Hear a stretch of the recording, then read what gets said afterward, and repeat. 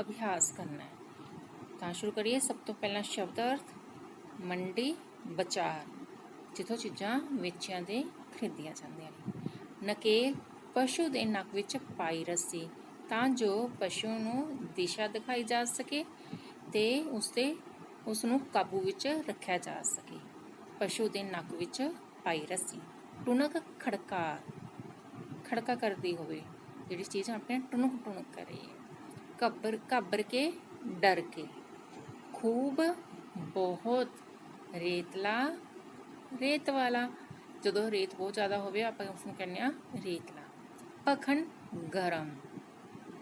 ਪਾਲ, ਕਤਾਰ, ਊਂਠ ਪਾਲ ਵਿੱਚ ਜਾ ਰਹੇ ਸਨ, ਯਾਨੀ ਕਿ ਕਤਾਰ ਵਿੱਚ ਜਾ ਰਹੇ ਸਨ।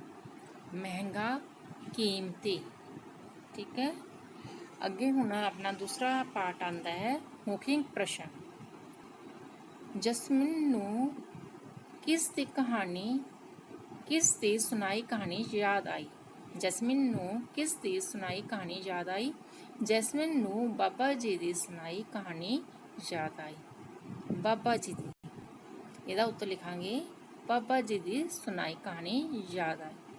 ਦੂਸਰਾ ਪ੍ਰਸ਼ਨ, ਕਰੀਮੂ ਊਂਠ ਉੱਤੇ ਬੈਠ ਕੇ ਕੀ ਕਰਨ ਲੱਗਾ? ਕਰੀਮੂ ਊਂਠ ਉੱਤੇ ਬੈਠ ਕੇ ਊਂਠ ਗਿਣਨ ਲੱਗਾ। 1 2 3 4 5 6 7 8 9 ਹੈ ਨਾ, ਇਸ ਤਰ੍ਹਾਂ ਉਹ ਊਂਠ ਗਿਣਨ ਲੱਗਾ। ਰਾਹ ਕਿਹੋ ਜਿਹਾ ਸੀ? ਰਾਹ ਰੇਤਲਾ ਸੀ। ਤੀਸਰਾ ਅਭਿਆਸ ਦੇਖੋ। ਠੀਕ ਵਾਕਾਂ ਅੱਗੇ ਸਹੀ ਦਾ ਨਿਸ਼ਾਨ ਅਤੇ ਗਲਤ ਵਾਕਾਂ ਅੱਗੇ ਗਲਤ ਦਾ ਨਿਸ਼ਾਨ ਲਗਾਓ। ਊੜਾ, ਊਂਠਾਂ ਦੇ ਗਲਾਂ ਵਿੱਚ ਟੱਲੀਆਂ ਬੰਨੀਆਂ ਸਨ। ਇਹ ਠੀਕ ਹੈ, ਤੁਸੀਂ ਇਸ ਅੱਗੇ ਸਹੀ ਦਾ ਨਿਸ਼ਾਨ ਲਗਾਓ। ਆੜਾ, ਕਰੀਮੂ ਦੇ ਵਾਰ-ਵਾਰ ਗਿਣਨ ਉੱਤੇ 2 ਊਂਠ ਘਟ ਜਾਂਦੇ ਸਨ। ਇਹ ਬੇਟਾ ਗਲਤ ਹੈ, ਕਿਉਂਕਿ 1 ਊਂਠ ਘਟਦਾ ਸੀ। ਈੜੀ, ਕਰੀਮੂ ਅਖੀਰਲੇ ਊਂਠ ਉੱਪਰ ਬੈਠਾ ਸੀ। ਠੀਕ ਹੈ, ਇਸ ਅੱਗੇ ਸਹੀ ਦਾ ਨਿਸ਼ਾਨ ਲਗਾਓ। ਸੱਸਾ, ਕਰੀਮੂ ਊਂਠਾਂ ਨੂੰ ਖੇਤ ਲੈ ਜਾ ਰਿਹਾ ਸੀ। ਗਲਤ ਹੈ, ਕਿਉਂਕਿ ਉਹ ਤਾਂ ਮੰਡੀ ਲੈ ਜਾ ਰਿਹਾ ਸੀ। ਇੱਥੇ ਤੁਸੀਂ ਗਲਤ ਦਾ ਨਿਸ਼ਾਨ ਲਗਾਓ। ਪ੍ਰਸ਼ਨ 4, ਜਿਸ ਵਿੱਚ ਆਪਾਂ ਨੇ ਠੀਕ ਸ਼ਬਦ ਚੁਣ ਕੇ ਖਾਲੀ ਥਾਵਾਂ ਭਰਨੀਆਂ ਨੇ। ਊੜਾ ਖਾਲੀ ਥਾਂ ਦੇਖੋ। ਪਿੰਡ ਤੋਂ ਦੂਰ ਸ਼ਹਿਰ ਵਿੱਚ ਊਂਠਾਂ ਦੀ ਡੈਸ਼ ਲੱਗਦੀ ਸੀ। ਕਤਾਰ, ਮੰਡੀ। ਇਹਨਾਂ ਵਿੱਚੋਂ ਠੀਕ ਸ਼ਬਦ ਚੁਣੋ। ਹਾਂਜੀ, ਮੰਡੀ। ਆਪਾਂ ਇੱਥੇ ਮੰਡੀ ਭਰਨਾ ਹੈ। ਪਿੰਡ ਤੋਂ ਦੂਰ ਸ਼ਹਿਰ ਵਿੱਚ ਊਂਠਾਂ ਦੀ ਮੰਡੀ ਲੱਗਦੀ ਸੀ। ਆੜਾ, ਕਰੀਮੂ ਨੂੰ ਰੇਤ ਉੱਤੇ ਤੁਰਨਾ ਡੈਸ਼ ਲੱਗਦਾ ਸੀ। ਔਖਾ ਕਿ ਸੌਖਾ? ਰੇਤ ਉੱਤੇ ਤੁਰਨਾ ਔਖਾ ਹੁੰਦਾ ਹੈ, ਖਾਸ ਕਰ ਗਰਮ ਰੇਤ ਉੱਤੇ ਤਾਂ ਬਹੁਤ ਜ਼ਿਆਦਾ ਔਖਾ ਹੁੰਦਾ ਹੈ। ਤਾਂ ਇੱਥੇ ਉੱਤਰ ਆਏਗਾ ਔਖਾ। ਕਰੀਮੂ ਨੂੰ ਰੇਤ ਉੱਤੇ ਤੁਰਨਾ ਔਖਾ ਲੱਗਦਾ ਸੀ। ਈੜੀ ਦੇਖੋ ਪ੍ਰਸ਼ਨ। ਕਰੀਮੂ ਕੋਈ ਡੈਸ਼ ਗੁਣਗੁਣਾਉਣ ਲੱਗਿਆ। ਗੀਤ ਕੇ ਸ਼ਬਦ? ਇੱਥੇ ਆਏਗਾ ਗੀਤ। ਸੱਸਾ, ਊਂਠਾਂ ਦੇ ਗਲਾਂ ਵਿੱਚ ਬੰਨੀਆਂ ਟੱਲੀਆਂ ਡੈਸ਼ ਰਹੀਆਂ ਸਨ। ਟੁਣਕ ਕੇ ਟੁੱਟ? ਟੱਲੀਆਂ ਦਾ ਟੁਣਕ ਟੁਣਕ ਕਰਨਗੇ ਨਾ, ਇੱਥੇ ਆਪਾਂ ਟੁਣਕ ਭਰਾਂਗੇ। ਊਂਠਾਂ ਦੇ ਗਲਾਂ ਵਿੱਚ ਬੰਨੀਆਂ ਟੱਲੀਆਂ ਟੁਣਕ ਰਹੀਆਂ ਸਨ। ਹਾਹਾ, ਉੱਚੇ ਊਂਠਾਂ ਦੇ ਪਰਛਾਵੇਂ ਡੈਸ਼ ਸਨ।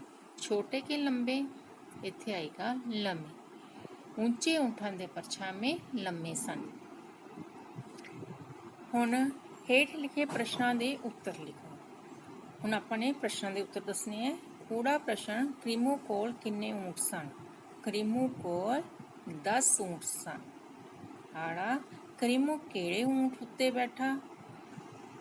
ਕਰੀਮੂ ਅਖੀਰਲੇ ਊਂਠ ਉੱਤੇ ਬੈਠਿਆ। ਈੜੀ, ਕਰੀਮੂ ਕਿਹੜਾ ਊਂਠ ਗਿਣਨਾ ਭੁੱਲ ਜਾਂਦਾ ਸੀ? ਦੱਸੋ ਕਿਹੜਾ ਭੁੱਲ ਜਾਂਦਾ ਸੀ? ਜਿਸ ਉੱਤੇ ਆਪ ਬੈਠਾ ਸੀ। ਤਾਂ ਇਹਦਾ ਉੱਤਰ ਲਿਖਾਂਗੇ ਕਰੀਮੂ ਜਿਸ ਊਂਠ ਉੱਤੇ ਆਪ ਬੈਠਾ ਸੀ ਉਸ ਨੂੰ ਗਿਣਨਾ ਭੁੱਲ ਜਾਂਦਾ ਸੀ। ਸੱਸਾ ਪ੍ਰਸ਼ਨ, ਕਰੀਮੂ ਫਿਰ ਊਂਠ ਉੱਤੇ ਕਿਉਂ ਨਾ ਬੈਠਾ? ਕਿਉਂਕਿ ਊਂਠ ਉੱਤੇ ਬੈਠਣ ਨਾਲ 1 ਊਂਠ ਘਟ ਜਾਂਦਾ ਸੀ। ਇਸ ਤੋਂ ਬਾਅਦ ਇਸ ਪਾਠ ਵਿੱਚ ਦੁਹਰਾਅ ਵਾਲੇ ਸਮਾਸੀ ਸ਼ਬਦ, ਇਹਨਾਂ ਨੂੰ ਆਪਾਂ ਕੀ ਕਹਿੰਦੇ ਹਾਂ? ਸਮਾਸੀ ਸ਼ਬਦ।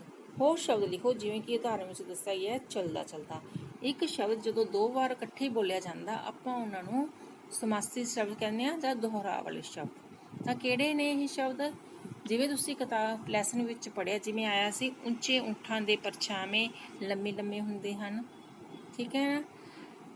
ਕਰੀਮੂ ਤੁਰਦਾ ਤੁਰਦਾ ਥੱਕ ਗਿਆ, ਜਾਂ ਫਿਰ ਹੁਣ ਤੁਰਦਾ ਤੁਰਦਾ 2 ਵਾਰ ਬੋਲਿਆ ਨਾ। ਇਸ ਤੋਂ ਬਾਅਦ ਕਰੀਮੂ ਊਂਠਾਂ ਨੂੰ ਹੱਥ ਲਾ ਲਾ ਕੇ ਦੇਖਣ ਲੱਗਿਆ।